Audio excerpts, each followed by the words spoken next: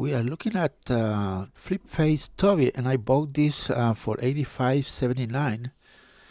And I was browsing eBay, and I noticed something that shocked me: the price, $414.99.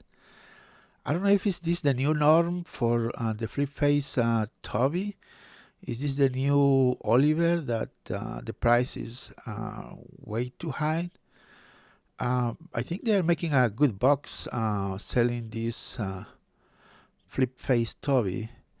I don't know if it's ethic. I might be wrong, but in my opinion, it's way overpriced. The flip face I bought it, I sold it for $120 because I fixed it. But I think this is way overpriced. Let me know your thoughts.